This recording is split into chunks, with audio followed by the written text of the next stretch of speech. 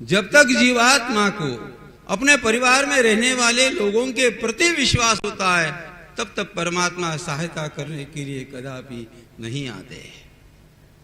जब जीवात्मा सभी बातों को छोड़ देता है, अब मुझे बचाने वाला कोई भी नहीं, इस प्रकार का विचार जब आता है, उसी क्षण परमात्मा उस जीवात्मा को बचाने के लिए आते हैं।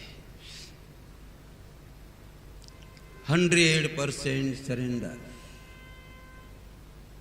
मैं इसका भी थोड़ा हूं, 25% पत्नी का हूं, 25% बाप का हूं, 25% माँ का हूं, 25% सोसाइटी का हूं, भगवान के लिए 1% भी नहीं, वो कदापि नहीं आएगा।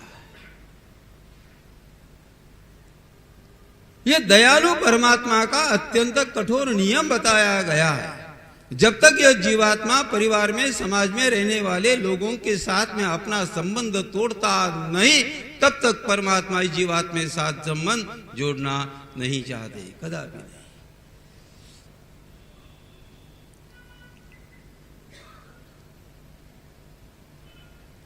मृत्यु शैया के ऊपर लेटा हुआ रहता है, तो परिवार के लोग ब्राह्मण देवता के पास जाते हैं, प्रार्थना करते, ब्राह्मण देवता त्र्यंबकेश्वर आप कृपा करके यह जप करो, वो जप करो, वो जप करो। परमात्मा नहीं बचाता है।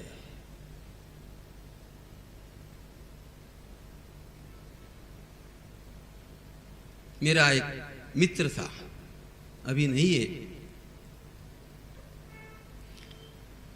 वो एक बार मेरे पास आया।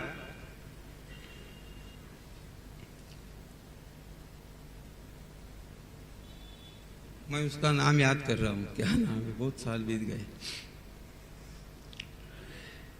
और उसने कहा मैं आपसे गीता पढ़ना चाहता हूं, गीता सीखना चाहता हूं।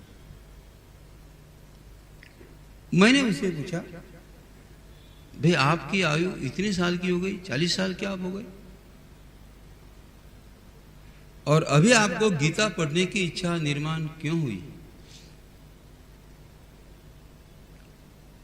उसने कहा, स्वामी जी, मैं अभी मेरी वाणी से आपके साथ में बात कर रहा हूं, लेकिन मैं मेरे वाणी से बात नहीं कर सकता था,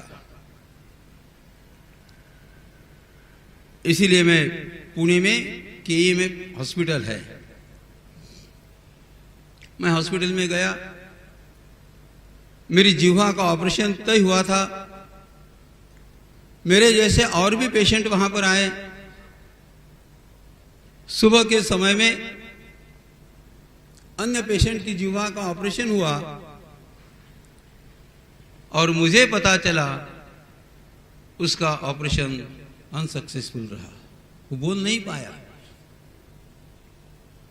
यह बात मैंने सुनी और रात्रि के समय में मेरे कमरे में मैंने भगवान श्री कृष्ण का फोटो मेरे सामने रखा और श्रीमद् भगवत गीता की किताब मेरे सामने रखी और परमात्मा की प्रार्थना करते हुए कहा कि प्रभु, इस जीवात्मा को यदि आपने वाणी प्रदान कर दी, यह जीवात्मा अपनी जिह्वा से यदि बोल पाया, तो प्रभु मेरे वाणी का उपयोग मैं जीवन भर में अंतिम सांस तक गीता का प्रचार करने के लिए ही करूंगा, मैं धर्म का प्रचार करने के लिए ही करूंगा।